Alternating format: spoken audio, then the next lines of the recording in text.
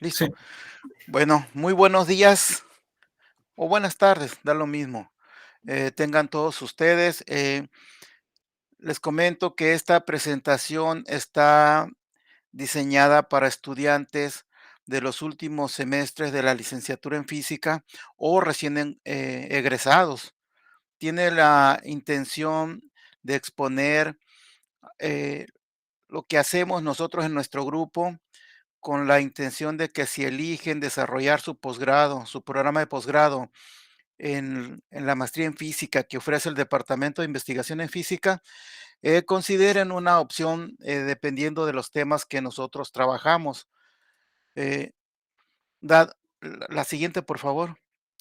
Dado que el tiempo es muy corto, eh, no se pasa a la siguiente. Sí, dado que el tiempo es muy corto, daremos una repaso muy breve, esperando que tengan una idea del trabajo que se realiza en nuestro grupo. Entonces, la siguiente, por favor. Nuestro grupo está enmarcado en dos estructuras. La primera en una academia que es interna, tiene una reglamentación de la Universidad de Sonora. Y la segunda, como un cuerpo académico que tiene un registro ante la Secretaría de Educación Pública. Y las líneas que explotamos, que cultivamos, son esas que aparecen ahí. Entonces, la siguiente, por favor. Hay información que considero desde que sería imposible eh, abundar en ella, pero aquí están unas ligas para llegar primero a la Universidad de Sonora, que tiene información general, luego al DIFUS, al Departamento de Investigación en Física, y bueno, yo tenía pensado exponer la tercera liga, corresponde a la academia de nosotros, y tenía pensado exponer, ahí hay una lista de integrantes y en cada caso hay un resumen muy breve, no actualizado, pero un resumen muy breve que da una idea de lo que hace cada quien. Por supuesto que eso es para cualquier academia del Departamento de la Investigación en Física. Entonces, ustedes la podrán consultar. La siguiente, por favor. Eh, la primera información, quiero exponerles el equipo humano que trabajamos en nuestro grupo, ¿no? Que está integrado por investigadores de reconocido prestigio, tanto de la Universidad de Sonora, de la Universidad Nacional Autónoma de México y de otros países como Colombia, de la Universidad Popular del César. Entonces, nuestro equipo eh, está conformado por especialistas en las diferentes líneas que se generan, que se cultivan aquí en el grupo. La siguiente, por favor. El equipo de síntesis que tenemos es el indispensable. Contamos con una balanza de precisión, equipo para trabajar energía cerca de los 100 grados, temperaturas, perdón, temperaturas cerca de los 100 grados, un baño químico que nos permite trabajar a temperaturas controladas por periodos prolongados y finalmente tenemos el equipo en la esquina inferior derecha, el equipo para recuperar las muestras que nosotros estamos sintetizando. De la siguiente, por favor. El equipo de caracterización al que tenemos acceso, algunos está en la Universidad de Sonora, y otro está en instituciones con las que tenemos colaboración, como es Sinvestab, Unidad Querétaro o el Centro de Nanociencia y Nanotecnología de la UNAM en Ensenada. Entonces, pero tenemos el equipo necesario para la caracterización que necesitamos hacer. La siguiente, por favor. Bueno, no se puede decir con precisión cuándo nace el interés por estudiar los materiales. Se supone, se piensa que fue por la necesidad que tenían eh, los humanos de defenderse y de alimentarse. Hay quienes establecen más o menos eh, etapas marcadas en años. La siguiente, por favor.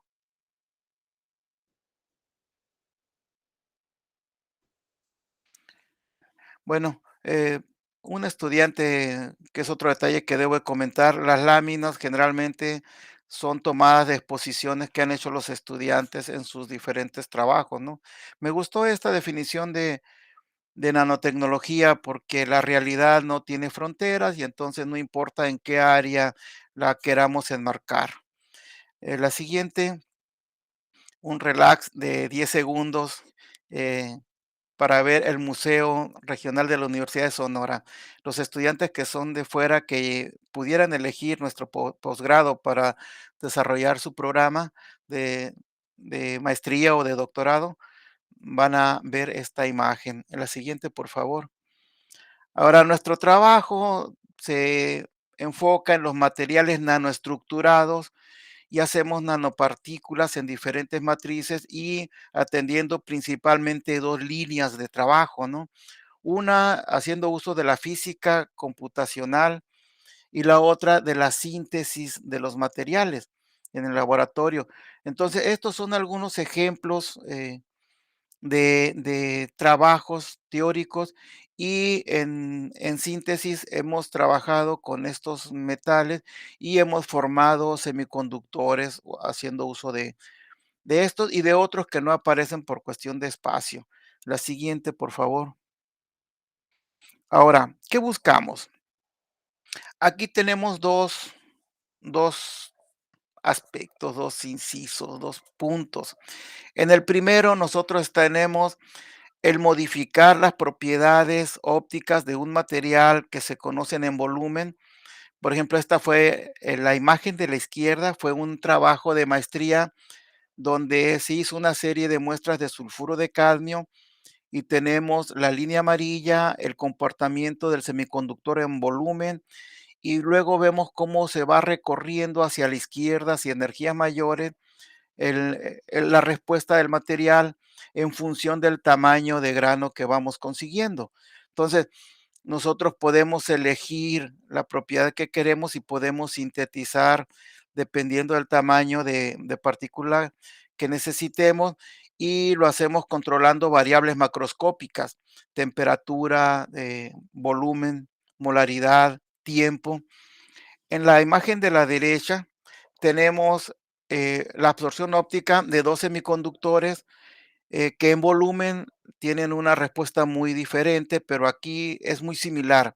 Esta es una de las posibilidades que ofrece la nanociencia o la nanotecnología, donde podemos nosotros hacer que un material se comporte como otro y de esa manera tener la opción de elegir el más económico, el más eficiente, el menos contaminante, bueno, habrá una opción para elegir, porque la respuesta es la misma. Eh, la siguiente, por favor. En los metales también tenemos algunos chispazos de información, ¿no? La primera línea, la primera gráfica es la absorción óptica de nanopartículas de oro en suspensión coloidal. Es la tesis de maestría de Luis Fernando y lo que podemos apreciar en ella es que hay una variedad de señales dependiendo del tamaño y forma en los metales, depende del tamaño y forma, pero ahí podemos observar diferentes. La siguiente, exposición, la siguiente lámina, la siguiente, perdón, es la anterior. La siguiente imagen quise decir, es la anterior, por favor. La siguiente imagen corresponde a la explosión óptica o los plasmones de plata alojados en zeolita A4 y vemos 4 señales de la misma plata, o sea que ya la posición del plasmón no tiene un lugar definido. Depende, en este caso de los metales, del tamaño y la forma de los cristales. La siguiente y última lámina de la línea de arriba, perdón, es la anterior. Bueno, la tercera, pues la tercera gráfica de la primera línea son nanopartículas de cobre en zeolita en mordenita. Es una tesis de licenciatura y aquí en la imagen de abajo, en la gráfica de abajo, están nanopartículas de óxido de cobre que se obtuvieron en una tesis doctoral en una posición muy similar. Nosotros tenemos la evidencia para decir que las primeras, las de arriba, son de cobre metálico y las de abajo, las de óxido de cobre, son de óxido de cobre. Entonces, el que una señal esté en una posición ya no es una huella digital, puede ser cualquier metal y por supuesto cualquier tamaño. La esquina inferior izquierda se expone la respuesta óptica, la absorción óptica de nanopartículas de oro en una matriz de grafeno, óxido de grafeno reducido. Fue la tesis doctoral de Ricardo, eh, entre otras cosas que se tuvieron. Ahora sí, la siguiente lámina, por favor. Entonces, nuestros materiales los obtenemos soportados en diferentes matrices, zeolitas sintéticas o naturales, halogenuros alcalinos, grafenos o suspensiones coloidales, y las muestras son polvos, son líquidos o en recubrimientos. En cualquiera de esas presentaciones las tenemos. La siguiente lámina, por favor. Ahora, ¿qué son las zeolitas? Bueno, las zeolitas son unos materiales extraordinariamente maravillosos que nos permiten a nosotros trabajar de una manera muy eficiente. Están formados por moléculas tetraédricas en cuyo interior se encuentra un silicio o un aluminio y en los vértices se encuentran oxígenos. Entonces, estas moléculas tetraédricas se unen de manera ordenada para dar el paso a canales y cavidades. La propiedad más atractiva de la zeolita la vemos en la fórmula que aparece ahí, ¿no? La molécula de óxido de silicio es neutra, entonces, pero la de óxido de aluminio está desequilibrada. De hecho, en la naturaleza no existe esa molécula como tal. Existe la de dos aluminios con tres oxígenos, que es la llamada lúmina, pero aquí en la zeolita sí existe así como tal. Y esa es la propiedad que aprovechamos porque la zeolita necesita un catión que venga a equilibrar esa descompensación de carga, y es ahí donde nosotros aprovechamos para seleccionar el metal que nosotros queremos poner en la zeolita, y solo tenemos que usar una concentración mucho mayor a la que está presente en la zeolita para que se dé el intercambio. No hay nada que obligue a la zeolita a quedarse con un catión. Nosotros apelamos a la probabilidad que al desalojar un catión haya muchos de los que nosotros queremos y se intercambien por uno de los que nos interesa. Entonces, eso pasa en zeolitas sintéticas o naturales, ahí no hay diferencia, ¿no? El detalle es que aquí en Sonora hay importantes yacimientos de zeolitas naturales, clinoptilolita principalmente en San Pedro de Ures, chavasita en el municipio de La Palma y erionita en el Álamo, cerca de Agua Prieta. La siguiente, por favor. En las zeolitas las tenemos que las podemos conseguir en catálogos, o sea, por internet, como son las primeras 2 imágenes de la parte superior, donde tenemos en la esquina superior izquierda la zeolita 4, en la superior derecha la F9. Las zeolitas que están abajo, en la esquina inferior izquierda y en la esquina inferior derecha, son zeolitas sintetizadas en el Departamento de Polímeros y Materiales de la Universidad de Sonora. Son hechas con propiedades muy específicas. Entonces, la siguiente, por favor.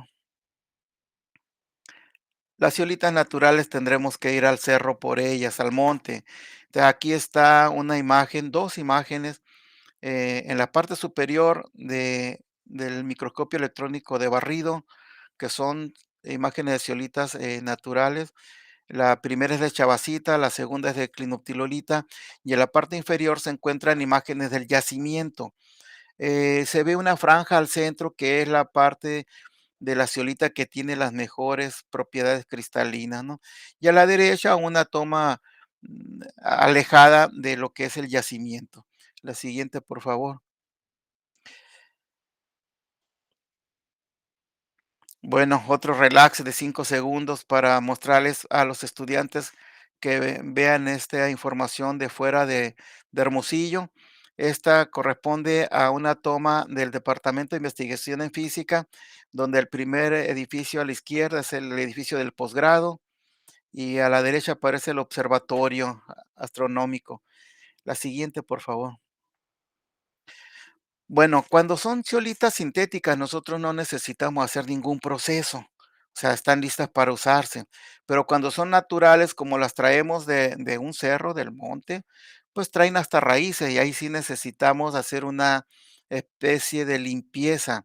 Entonces, lo que nosotros hacemos es poner la ciolita en una solución de cloruro de amonio para intercambiar por los iones que la ceolita posee de forma natural y de esta manera desocupar espacio físico en el volumen y cavidades de la ceolita.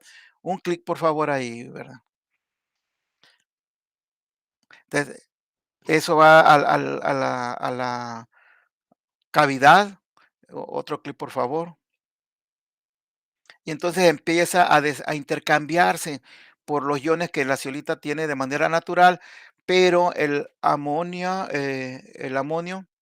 es un ion bastante grande todavía y necesitamos aquí dar un tratamiento térmico, un clic por favor, para que el amonio se descomponga en amoníaco y un protón, que es la partícula más pequeña que tenemos alojados en la cavidad de la zeolita, y de esta manera tener la facilidad de intercambiarlo por el metal que nosotros queramos. Otro clic, por favor.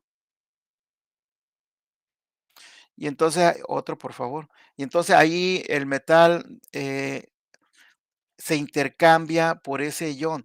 La zeolita tiene esa extraordinaria capacidad de intercambiar los iones por otros que tengan diferente o igual tamaño y carga. Y en ese caso nosotros ponemos el metal que nos interesa de esa manera. La siguiente, por favor. Ahora, el ciclo de activación que nosotros realizamos inicia con una hidratación con el fin de liberar o de expulsar el aire que se encuentra en las cavidades y canales de la zeolita. Después viene el poner en contacto a la zeolita con la solución de cloruro de amonio a una temperatura. En esta parte usamos una temperatura de reflujo cerca de los 100 grados, dependiendo en qué lugar se haga, ¿no? Son cerca de 100 grados centígrados. Luego viene la separación de esa solución en un embudo, Buchner, y finalmente el secado y el paso muy importante es el tratamiento térmico. La siguiente, por favor. Hemos monitoreado este proceso haciendo varias activaciones y caracterizando los resultados de cada una de ellas para tener una idea clara de lo que está ocurriendo. Esto nos llevó bastante tiempo, llegar hasta un resultado satisfactorio, porque al principio, a pesar de que nosotros hacíamos la activación, los resultados no eran tan, atractivos. La siguiente, por favor. Aquí se exponen los resultados de ese trabajo de activación que hicimos, en diferentes ciclos y a diferentes temperaturas. En esta gráfica se exponen esos 2 resultados de la primera activación y de la quinta activación a temperaturas, digo, perdón, a tiempos de 3, 5, 10 y 15 minutos. Y un detalle atractivo es que podemos ver que a los 3 minutos, este, el, el proceso ha sido exitoso. Aquí el detalle es que el tiempo lo empezamos a contar eh, cuando ya tiene, hasta que está a la temperatura de trabajo, se puede decir. En este caso, el tiempo empezaría a contar cuando eh, llega a los 94, 95 grados, que es cuando cae la primera gota de, del reflujo de la solución. La siguiente, por favor. Ahora, de manera muy breve, les voy a comentar algunos resultados que se han tenido y que han originado tesis de doctorado principalmente.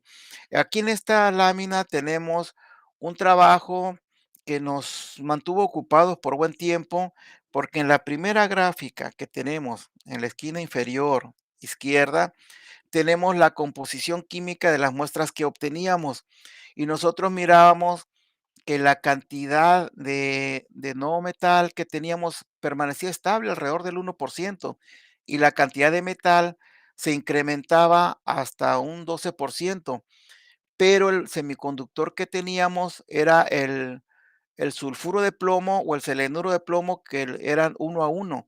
Y entonces teníamos mucho plomo, poco selenio o poco azufre y eso no nos cuadraba con lo que se esperaba, ¿no? Afortunadamente, en la imagen de la derecha fue posible tomar una foto donde aparecen una partícula metálica y una partícula semiconductora. Y entonces pudimos entender eh, que el plomo que es metálico, pues no tiene la capacidad para enlazarse con nadie. Entonces, ese plomo que estaba en gran cantidad no formaba semiconductor, que sigue siendo un resultado muy atractivo porque esa es una capacidad que tiene la zeolita para atrapar plomo que pues sobre todo de mantos acuíferos. La siguiente, por favor. Eh, Después entendimos que esa situación que teníamos dos, un plomo por dos azufres, tenía que ver con la estructura de la zeolita y era plomo que no se coordinaba a la molécula tetraédrica de dióxido de aluminio, sino que se coordinaba al agua. Entonces, esa fue la explicación que se pudo dar y finalmente salir de esa parte tranquilo, ¿no? Conforme. La siguiente, por favor. Había otro resultado que estuvimos mirando que nos traía intranquilos porque teníamos algo que parecían nanopartículas, pero no era posible obtener un patrón del agua, no era posible identificar el material. Afortunadamente, en esos tiempos llega un estudiante que tenía habilidades para hacer trabajos de usar software y poder encontrar esa discrepancia en que nosotros mirábamos partículas, pero que no tenían una estructura cristalina. Abajo de la figura de la imagen del de la esquina inferior izquierda, aparecen los clúster que fueron calculados y ahí miramos que a pesar de que los átomos de plomo ocupaban una región, un volumen del espacio, no había un enlace químico entre ellos. Después salieron otros trabajos en esta tesis doctoral que, pues haciendo uso de la física computacional. La siguiente, por favor. Esta fue otra tesis presentada por Joaquín Flores Valenzuela, donde se siguió haciendo la simulación computacional, la física computacional, con una coincidencia muy buena, muy bonita, que se muestra ahí en la esquina inferior derecha, donde los resultados experimentales concuerdan con los predichos por los programas. Y, y bueno, hay otros detalles que fueron interesantes que aportó este trabajo, se comentarán en otra ocasión. La siguiente, por favor. Bueno, aquí en este trabajo fue otra tesis doctoral donde, donde seguimos analizando situaciones que nos resultaban raras. Por ejemplo, la primera gráfica de la esquina inferior izquierda corresponde a la absorción óptica de nanopartículas de plata en zeolita A4. Aquí el detalle es que esas tres gráficas que se ven corresponden a una misma muestra que no se movió del espectrofotómetro y se hicieron los tres barridos, las tres mediciones. Entonces aquí lo que miramos es que aun cuando no es una energía tan alta, la medición altera a la muestra, ¿no? Y la primera medición sale un tanto diferente, sobre todo en el intervalo de 200 a 370 por ahí. y eso hubo que cuidarlo después. En la siguiente gráfica que aparece en esa misma línea, es la emisión de esas, que presentan ese material, y algo que miramos atractivo es que tiene una banda de excitación muy amplia. O sea, la exciten con cualquier longitud en un intervalo, aquí no se alcanza a ver, bastante amplios, que van de los 200 a los 300. La emisión siempre está en 544. La siguiente, por favor. El siguiente, bueno, nosotros siempre tuvimos una preocupación de hacer muestras, de hacer nanopartículas que no fueran tan pequeñas para que no se pudieran observar en los equipos de caracterización física y que no fueran tan grandes para que no se pudieran trabajar en los equipos de computación. Aquí no he hecho mención, pero la Universidad de Sonora cuenta con el Centro de Cómputo de Alto Rendimiento, que nos ha dado un apoyo muy importante. Y entonces, a pesar de que es un centro de cómputo de muy buena capacidad, siempre existen los tamaños de, de partículas que se complica simularlas por el gran número de átomos que tienen. Entonces, procurábamos hacer partículas, sintetizar partículas que no fueran tan grandes para que no se pudieran simular y que no fueran tan pequeñas para que no se pudieran ver en los equipos. Este trabajo fue interesante porque fue posible ver la partícula más pequeña que podía mover, y fue un grupo de átomos, se encuentran en la esquina inferior derecha, un grupo de átomos individuales de plata, ¿ves? La muestra tenía propiedades termocrómicas, ahí se muestra la celda con el material, y entonces también tuvo buena parte de síntesis, buena parte de simulación, y fue un trabajo de doctorado, ¿no? La siguiente, por favor. Otra de las matrices que estuvimos usando, o mejor dicho, que hemos usado y seguimos usando, es el óxido de grafeno, perdón, es el grafeno de pocas capas. Y ahí se obtuvieron nanopartículas de plata en esa matriz. Esta fue la tesis doctoral de Gerardo Calderón, y con muy buenos resultados. La siguiente, por favor. Bueno, además también se usó como matriz el, e- el óxido de grafeno reducido, haciendo nanopartículas en ella y también con muy buenos resultados. ¿Ve?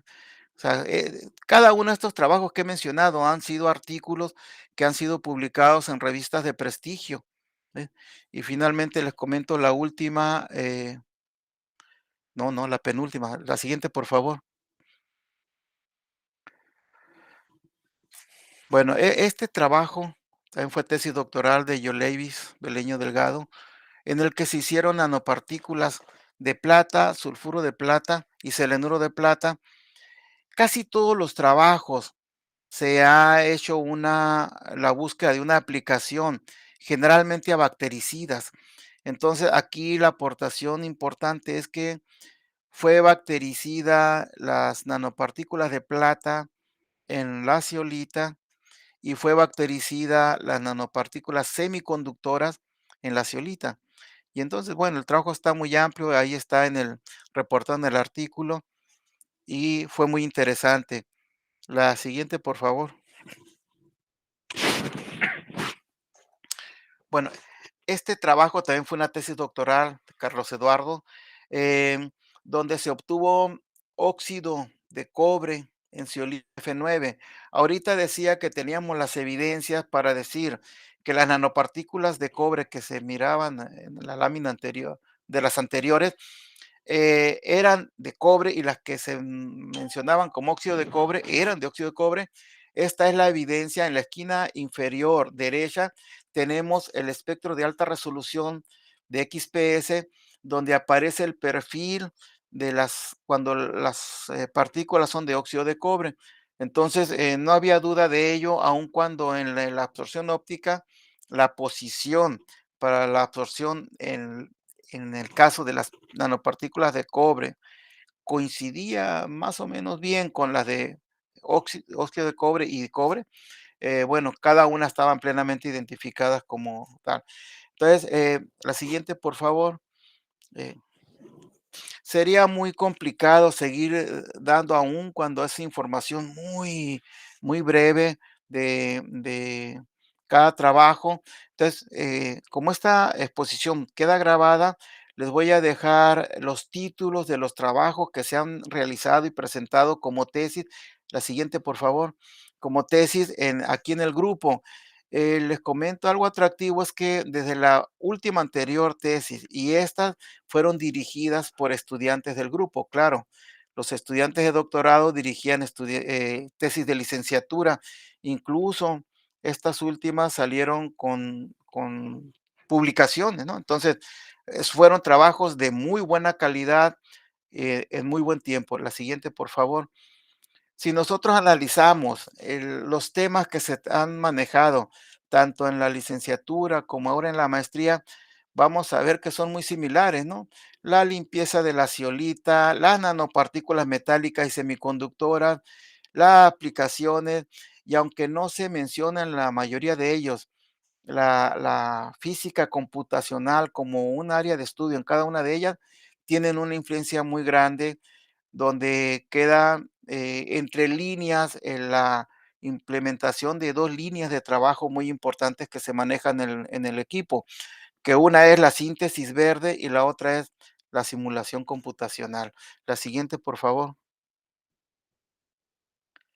Entonces, seguimos, como quien dice, hablando de lo mismo, haciendo cosas parecidas, eh, profundizando en los temas y sacando resultados cada vez, más novedosos, ¿no? Ya aquí en las tesis de maestría, aunque no es obligación, no es un requisito de egreso del programa, pero la mayoría de ellas han producido tesis. Los estudiantes del grupo que se graduaron de maestría lo han hecho bueno, la buena parte con el artículo publicado al momento de presentar su examen final y otros poquitos después de presentar su examen final. La siguiente, por favor. En las tesis doctorales, pues, van a ser los mismos temas, nanopartículas de plomo y sulfuro de plomo. Luego empezamos a trabajar, con plata y después con los otros, con los otros elementos, ¿no? Plata, cobre, oro, litio, titanio, este, cobre. Entonces, ha sido, eh, la diferencia de la profundidad con el que se manejan los temas. La siguiente, por favor. Entonces, la última tesis que se presentó, pues tiene una contribución de la física computacional, en mayor cantidad, pero sigue igual, que las anteriores, ¿no? Teniendo sus contribuciones de síntesis y de, cálculos. La siguiente, por favor. En los postdoctorados ha habido, 4 estudiantes, que han realizado su postdoc aquí en el grupo. Entonces, algunos por segundo periodo, primero y segundo periodo, otros por primer periodo nada más, pero si se fijan son temas, similares, o sea que el grupo conserva una área de trabajo, eh, eh, pues más o menos definida, específica. La siguiente, pues solo resta agradecer, a quienes organizan eh, esta jornada de exposiciones y esperando que llegue a estudiantes que les pueda resultar atractivo alguno de los temas que se manejan o que se pueden manejar, para presentar su tesis en este posgrado. Y bueno, está, mi correo, sus críticas, sugerencias, todos, se pueden, atender en este correo. Entonces, yo los canalizaré a los diferentes integrantes del equipo, pero tengan la plena seguridad que estamos en la mejor disposición de ampliar la información que consideren necesaria y estamos a sus órdenes. Por mí es todo. Gracias al doctor Mario Flores Acosta. Si hay alguna pregunta para el doctor Mario Flores.